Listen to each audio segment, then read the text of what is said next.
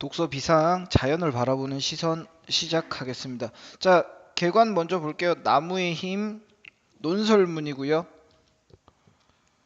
설득 논설문이니까 당연히 설득인 거고. 아프리카의 나무와 숲, 자연의 신성성과 자연 보호의 중요성. 그러니까 얘는 자연을 신성하게 바라보는 거예요. 그리고 자연을 보호해야 된다라는 주장입니다. 여러 부족의 사례, 예시를 들어서 자신의 주장을 뒷받침한다. 아프리카의 지역적 특성이 잘 드러난다. 가는 자연을 보호하자예요. 이게 중요해. 자연을 보호하자.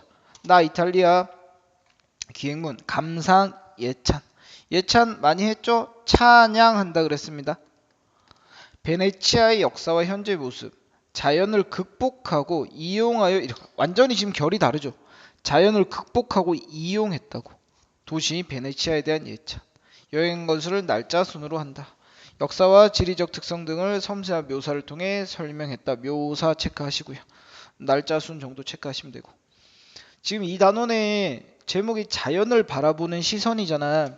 그러니까 여기서는 결국 이 둘의 시선 차이가 문제가 되는 거예요. 가는 자연을 보호하자 쪽이고요. 나는 자연을 이용하는 거야. 옳고 그름의 문제가 아니에요. 그냥 시선이 다르다 정도로만 보시면 됩니다. 봅시다. 자연을 바라보는 시선. 1900년 초 숲이 우거져 있던 케냐의 고원지대는 토질이 뛰어난 농작물 생산량이 풍부했고 비교적 인구 밀도도 높았다. 그 외의 지역은 드넓은 보존림을 가꾸었는데 코끼리 표범, 물소, 다른 동물들이 수없이 많이 살았다. 케냐 사람들은 이 보존림뿐만 아니라 모든 지역에서 나무를 베었지만 관습적으로 덤불이 자란 곳이나 나무가 드문드문 서 있는 곳 위주로 집을 짓거나 거기서 땔감을 구했을 뿐 크고 고든 나무들에는 손대지 않았다. 즉 케냐 사람들은 자연을 보호했다는 겁니다. 함부로 안 뱄대요. 케냐 사람들은 크고 고든 나무를 보호한 데에는 나무에 정령이 깃들어 있다는 믿음 또한 영향을 미쳤다. 뭐 쉽게 말하면 미신이죠. 원시 종교 숭배. 큰 나무에는 정령이 있다 그래서 안 뱄대요. 예를 들어 키쿠유 사람들은 역시 예시 베어지지 않고 서 있는 나무를 베다. 베어지다. 피동이네요. 베어지지 않고 서 있는 나무를 숲의 벌목에 저항하는 나무란 뜻인 무레마키리티라 어렵다. 불렀으며 베어진 나무들의 정령이 이 나무들에 깃들어져 있다고 여겼다. 그러니까 나무가 여러 개가 이렇게 있을 거 아니야. 그죠? 얘를 베었어. 그럼 이 큰 나무에는 얘의 정령이 담겨 있다고 생각해서 얘를 베지 않았다. 뭐 이런 것 같아요. 그리고 정령이 다른 나무로 옮겨간 뒤에야 나무를 벨 수 있었다. 사람들은 베어낼 나무에 나뭇가지를 기대어 놓았다가 다른 나무로 옮기거나 나무를 베자마자 그 자리에 곧바로 다른 나무를 심는 방식으로 나무의 정령을 다른 나무로 옮겨가게 했다. 그런 조심스러움, 요 앞에서 말한 것들이죠. 베어낼 나무에 나뭇가지를 기대어 놓았다가 나무로 옮기거나 베자마자 또 다른 나무를 심어주거나 그러니까 나무가 줄어들지 않을 거 아니야. 그러니까 여기서는 지금 나무를 지켰다는 게 중요한 거예요. 그런 조심스러움이 무지막지한 벌목을 막았다. 많은 공동체에는 일반적으로 나무 그 자체를 숭배하는 것이 아니라 특정한 나무나 관목을 정하고 가족과 공동체 전체를 위해 그 밑에 재물을 바쳤다. 우리도 마을에 보면 옛날 시골 같은 데 가면 소나무 큰 것이 하나 막 있어요. 키쿠유 사회에서는 이런 나무 가운데 하나가 무구모라고 불리는 무화과 나무다. 무화과 나무가 숭배의 대상이 된 것은 아니었지만 키쿠유 제사장들은 무화과 나무가 있는 곳에서만 제사를 올렸다. 지금 보시면요. 요거는 문제화 될 수 있겠네요. 나무 자체가 숭배는 아니래요. 나무 자체를 숭배하는 건 아니라고 되어 있습니다. 여기도 무화과 나무가 숭배의 대상이 된 것은 아니다라고 되어 있어. 나무 자체를 숭배한 건 아니지만 그 밑에서 제사를 했대요. 제의가 열린 무화과 나무와 그 주변은 신성한 곳이 되었다. 내가 어렸을 때 어머니는 집 가까이 있는 무화과 나무 근처에서는 땔감으로 쓸 장가지를 주워오면 안 된다고 단단히 이르셨다. 그 나무는 하느님의 나무이기 때문이다. 그럼 여기서 나가 지금 키쿠유 사람인 거야? 작가가 나오나요? 그런 거 같네, 그지? 내가 어렸을 때는 거기 땔감으로 쓸 장가지도 주워오면 안 된다 그랬대. 신성한 곳이기 때문에. 무화과 나무를 하나님의 나무로 인식하는 데는 일종의 생태학적 추론도 있답니다. 깊이 뻗은 무화과 나무 뿌리는 산사태를 예방하고 빗물을 땅 속에 저장하고 순환시켜 지표면에 냇물이나 개울을 이루게 한다. 좋다는 거죠. 따라서 무화과 나무를 죽이거나 해치면 흙이 불안정해지고 물의 저장과 방출이 어려워진다. 무화과 나무를 약재나 식량으로 이용해 왔을 많은 사람들이 때때로 겪어야 했을 가혹한 환경에서 살아남을 수 있던 이유가 바로 여기다. 문명이 시작된 뒤로 나무는 식량과 약재, 건축 재료뿐 아니라 사람을 치유하고 위로하는 신과 연결된 장소다. 나무는 지구에서 가장 오래되고 가장 큰 생명체 중에 하나이므로 인류가 나무를 종교적 관점에서 인식하는 것은 놀라운 일은 아니다. 특정한 종류의 나무들은 영적으로 중요하다. 가나 또 예시입니다. 남부 많은 공동체는 백단양과 이로코, 리아나를 성스럽게 인식한다. 특히 가나, 은코란지와 말라유 일대 중요한 게 아니에요. 그냥 그 지역 이름일 뿐이에요. 신성한 숲과 요르바족 여신 오슌에게 바쳐진 나이지리아 오쇼구보 근처의 숲은 그 중요성이 인정되어 유네스코에서 세계유산으로 지정했다. 그러니까 이 아프리카 사람들은 나무를 종교적으로 굉장히 숭배한대. 우리도 아까 제가 얘기했지만 마을마다 큰 소나무 같은 게 하나 있으면 그게 마을을 지켜준다 해서 베지 않았고 뭐 그런 게 있어요. 그 소설 뭐냐 관촌수필 보시면 왕소나무 이야기 이런 것도 있잖아. 나무가 주는 그늘과 공간의 영적 울림 때문에 나무는 공동체 전체가 모이는 중요한 장소다. 사람들은 나무 아래 모여 앞일을 의논하고 찬반이 갈리는 문제에 관해 부족 어른이 판단을 내리고 한다. 따라서 특정한 나무가 한 집단의 정체성을 상징하는 것은 어쩌면 당연하다. 나무 아래에서 많은 일이 이루어지는 거지. 회의도 하고. 키쿠유족은 자녀의 양육이 끝난 사람들을 공동체 생활 양식의 수호자이자 지혜로운 후견인으로 여겼다.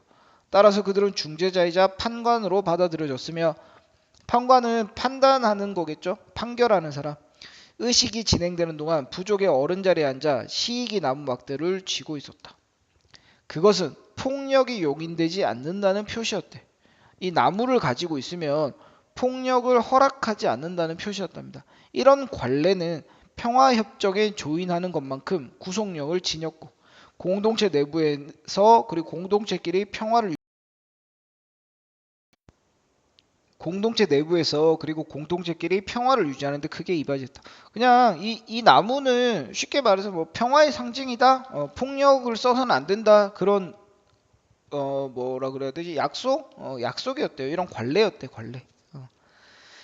신성한 숲과 그 나무와 숲에 부여된 영적이고도 상징적인 중요성을 생각해보면 나무는 언제나 우리의 동반자다. 나는 어느 날 콩고에서 200년 된 사펠리 나무가 땅에 쓰러지는 광경을 보고 무척 소중하고 중요한 어떤 것이 무너진 것처럼 느꼈다. 그러니까 나무가 쓰러진 건데 나무가 쓰러지는 걸 보고 굉장히 중요한 게 무너지는 것처럼 느꼈다. 그만큼 얘한테 나무가 소중한 존재라는 거지.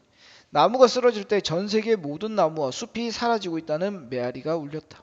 어쩌면 나는 나무의 수령을, 나무의 나이를 생각하면서 그 안에 나 자신이 어떤 것이 들어있다고 생각했는지도 모른다. 나는 그 나무가 한 사람의 손바닥에 올려놓을 수 있는 작은 씨앗에서 시작해서 세대에서 세대로 이어지는 사람들의 삶보다 훨씬 오래 살아온 강건한 유기체가 되기까지 나무가 식물은 씨앗에서부터 시작하잖아. 그러니까 굉장히 오랜 시간이 있었겠죠. 얼마나 먼 길을 왔는지 상상할 수 있었다. 캄캄한 흙과 눈부신 햇살과 촉촉한 물기에서 양분을 얻는 그런 여정을 과학으로 설명할 수 있다 해도 나무는 여전히 신비롭다. 그러니까 씨앗에서 뭐 뿌리가 나고 뭐 큰 나무가 되는 이 과정을 과학으로는 설명할 수 있겠지만 그거 이상의 나에게는 어떤 신성한 의미가 있다. 더 플러스적인 의미가 있다는 거죠. 예찬이에요. 좋다는 얘기입니다. 그렇게 위험있고 영구적인 생명이 그토록 작고 여린 것, 씨앗, 원관념 씨앗입니다. 이런 건 문제로 나올 수 있겠네. 뿌리는 아래로 가지는 위로 뻗는 모습은 아름답기만 하고 역시 예찬 그 복잡 다단한 자연변화 우리 과학기술에 아무리 발전해도 완벽하게 설명하지 못한다.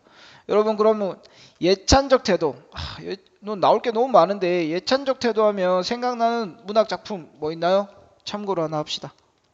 만약에 지금 이 부분에서 화자의 태도가 나무를 바라보는 혹은 자연을 바라보는 태도가 같은 것 골라라 하면 대표적인 게 찬 기파랑가 기파랑을 예찬하는 거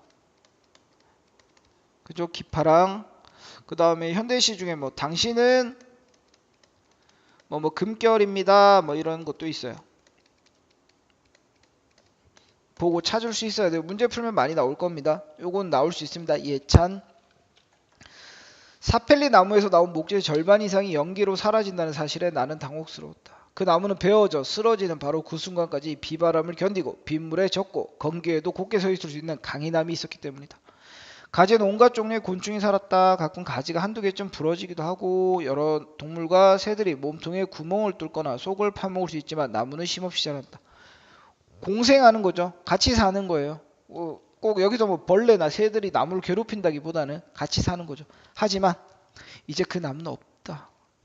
살아있기보다는 죽어야 더 큰 가치를 지닌다고 사람들이 판단했기 때문에. 그러니까 이거에 대해서 불만인 거예요. 이 글 쓴 사람은. 아쉬움이잖아. 잘못됐다는 거야. 그 나무를 벤 것에 대한 화가 난 거죠. 분노가 나는 거예요. 우리가 길러야 하는 것은 자연에 대한 사랑은 경험에서 비롯된다. 자연, 특히 야생의 모습은 우리의 지친 영혼을 채운다. 우리가 자연에 감사하고 자연을 보살피며. 자, 이게 주장이죠. 이거 논설문이었잖아. 직접 만나야 된다. 자연을 보고 냄새 맡고 만지지 못하면 우리는 자연을 잊고 우리의 영혼도 시든다. 불행히도 요즘 아이들은 자연을 만나는 경험을 못하거나 나무한그루 심어보지 못한다. 이들이 무엇을 놓치고 있는지 깨달을 즈음에 이미 때가 늦었다. 신성한 숲은 한번 사라지면 되찾을 수 없다. 자연을 사랑해야 한다. 맞네. 왕가리 마타이 뭐 아프리카 사람인가 보네. 별로 어려운 내용은 아니에요. 다시 한번 얘기하지만 가와 나의 차이를 아는 게 중요한 거거든요. 가와 나의 차이를 아는 게 중요한 거니까. 이어서 그냥 바로 가겠습니다. 이탈리아 기행. 베네치아에는 무엇보다 내 눈길을 뜨는 것이 역시 민중이다. 필연적이고 무의식적인 존재인 거대한 대중, 사람들, 이들 일족은 재미삼아 이 섬으로 옮겨온 것이 아니다. 베네치아 섬인가 보네. 그리고 그 뒤에 따라온 사람들은 그들과 합류하게 된 것도 우연한 계기로 인한 건 아니었다. 고난이 가져다준 교훈에 따라 그들은 가장 불리한 지역에서 자신들의 안전지대를 찾은 것이다. 그런데 나중에는 이 자리가 오히려 그들에게 이점이 되었고 플러스 북쪽의 전 지역이 여전히 암흑 상태에 빠져 있을 때 그들은 현명하게 대처했다. 따라서 그들이 번창하고 부유해진 것은 필연적인 결과였다. 베네치아. 옛날에 뭐 여행 가는 TV 프로그램 보면 여기서 배 타고 노래 부르고 하던데 거기 이탈리아 베네치아 못 가봤어요. 자, 그러니까 뭐 섬 같은 데인가 봐요. 북쪽은 포강에 내려온 모래와 흙이 쌓여 삼각주가 형성되어 있고 남쪽은 아드리아에서 밀려든 바닷물의 조수간만의 차로 넓은 갯벌이 형성돼 섬이 많아서 접근이 어렵다. 그러니까 조건이 안 좋은 곳이지. 근데 이것들을 사람들이 노력해서 플러스로 만들었대요. 무역을 하고 염전업, 선박 및 운송업을 하면서 발전된 도시로 만들었답니다. 점차 집들이 빽빽히 들어서고 모래땅과 늪지는 암석처럼 단단한 집안으로 바뀌어갔다. 집들은 조밀하게 심어진 나무들처럼 높이 솟구쳤다. 옆으로 확장할 수가 없기 때문에 높이 올라갈 수밖에 없었다. 인과 사람이라면 마땅히 한 채의 땅이라도 탐나는데 처음부터 좁은 공간에 갇혀 있었기 때문에 골목길도 양편의 집들을 분리하고 두 사람이 겨우 지나다닐 정도로 폭으로밖에 내지 않았다. 도로를 굉장히 좁게 건설했대요. 터 자체가 좁아서. 그들의 물이 거리와 광장과 산책로를 대신했다. 뱀처럼 구불거리는 대운하는 세계 어떤 도로에도 손색이 없고 세계 어떤 광장도 산마르코 광장 앞의 공간과 상대가 되지 않는다. 최고라는 거죠. 이것도 예찬이네요. 여기서 공간이란 베네치아 본토가 반달 모양으로 둘러싸이는 넓은 바다를 말한다. 베네치아가 다른 도시와 비교할 수 없는 독보적인 성격의 도시인 것처럼 베네치아 사람들도 새로운 유형의 인간이 되지 않을 수 없었다. 아, 이렇게 배 타고 다니나 보네. 요 길은 좁고. 그죠? 길은 이렇게 좁고 여기 수로가 이렇게 있는 거네요. 신기하네. 식사를 마치고 우선 도시 전체 인상을 확실히 포착하기 위해 숙소를 나섰다. 여정, 기행문이니까. 그리고 안내자도 없이 동서남북의 방위만을 확인하면서 도시의 미로로 들어갔다. 크고 작은 운하들이 이리저리 교차했고 위로는 크고 작은 다리들이 있었다. 도시 전체가 얼마나 좁고 번잡한지는 직접 보지 않고는 상상하기 힘들다. 골목은 대개 두 팔을 벌리면 닿을 정도다. 골목이 좁대. 아주 좁은 곳에서는 두 팔을 옆구리에 대기만 해도 팔꿈치가 닿는다. 물론 넓은 길도 있고 광장도 있지만 전체적으로 좁다. 아침부터 밤까지 아주 근사한 날이었다. 키오자 맞은편에 있는 펠레스트리나를 방문했다. 베네치아 공화국은 그곳에 무라치라고 하는 바다에 맞서는 거대한 방벽. 지금 보시면요. 이런 것들, 이것도 그렇고 아까 앞에서도 인공적인 뭘 만들었다 그랬거든. 예, 여기서도 이거 암석처럼 단단한 집안이 인공 집안이잖아. 여기도 지금 인공적으로 만드는 거예요. 거대한 방벽. 이게 다 인공이잖아. 그러니까 지금 뭐와 반대되는 거? 자연과 반대되는 거야. 그러니까 자연을 극복해냈다 그랬잖아, 아까. 자연을 극복하고 이용한다 그랬거든. 그렇다고 이걸 마이너스로 보자는 얘기는 아니에요, 지금 이 글은. 다르다 정도예요, 다르다. 꼭 자연 보호 최고 이게 아니고요. 둘은 다르다. 사람들은 또 블록으로 이 방벽을 쌓고 있다. 이것은 연안이나 바다로부터 격리하는 리도라고 하는 길다란 지역을 거친 파도로부터 보호하기 위한 거다.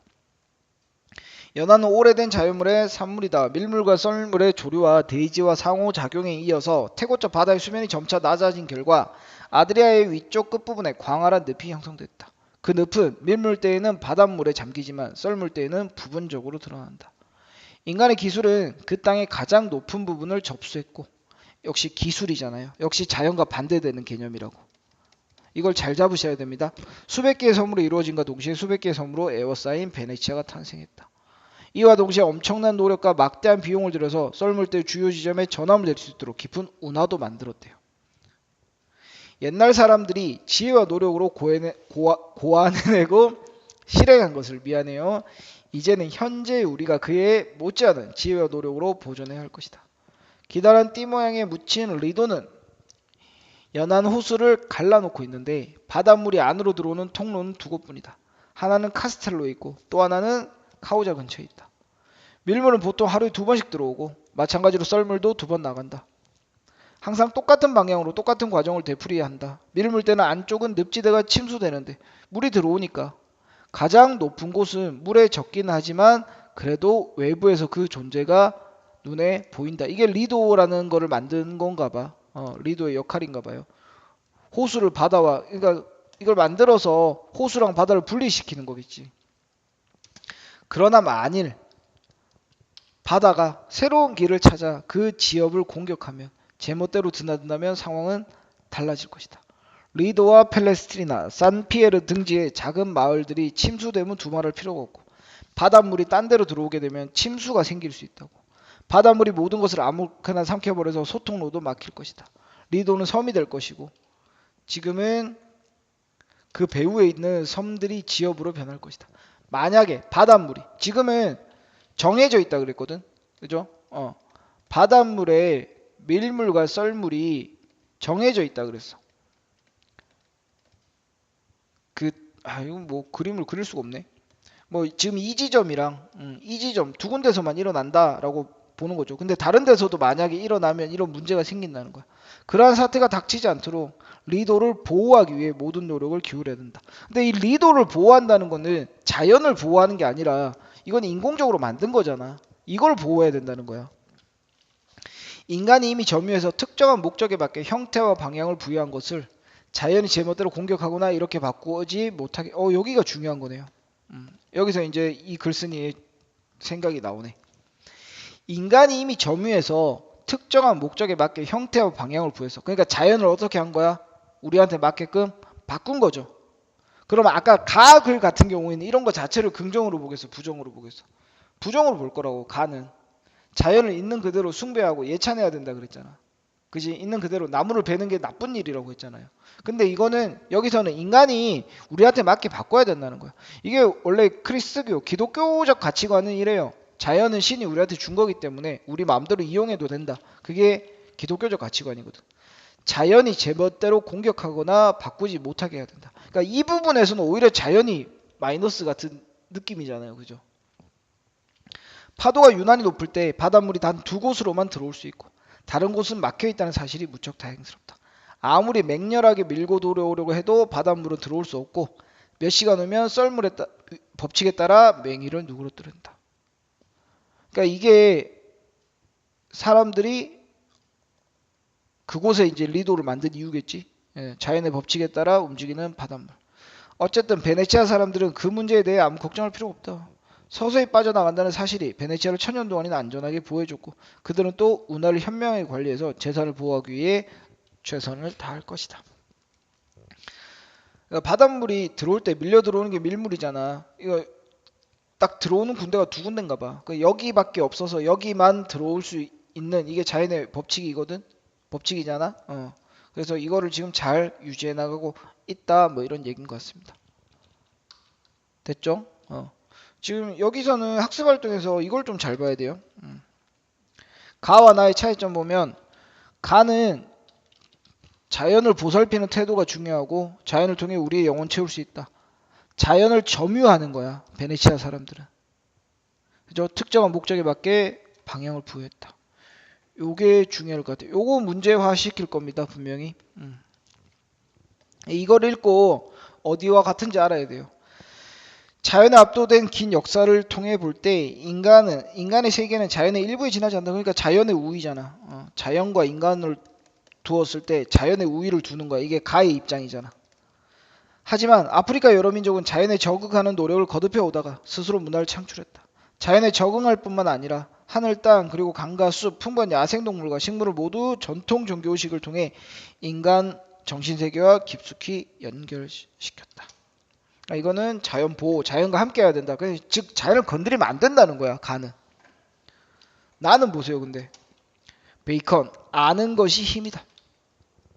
베이컨의 말은 자연의 법칙이나 원리를 알게 되면 그것을 활용하여 자연을 지배하고 개발하는 힘을 키울 수 있다는 거. 이게 아까 기독교적 가치관이라고 그랬죠. 이에 따르면 자연이란 인류의 복지 증진을 위한 수단이나 도구에 불과하기 때문에 자연은 이런 거래. 그럼 자연과 인간을 봤을 때 어디에 힘을 더 주는 거야? 인간의 힘을 더 주는 거예요. 그래서 인간이 자연을 이용해도 된다는 겁니다. 최대한 개발하고 지배하는 것은 정당하다. 됐죠? 자, 어쨌든 여기서는 옳고 그름을 얘기하는 건 아닌데 문제는 낼 수 있겠죠. 이걸 보기해주고 나는 어떻게 말할 것이다. 가는 어떻게 말할 것이다. 가 입장에서는 당연히 비판할 거잖아. 이렇게 문제 만들 수 있겠지. 나올 겁니다. 그래서 자연을 바라보는 태도만 잘 정리하세요. 어렵지 않아요.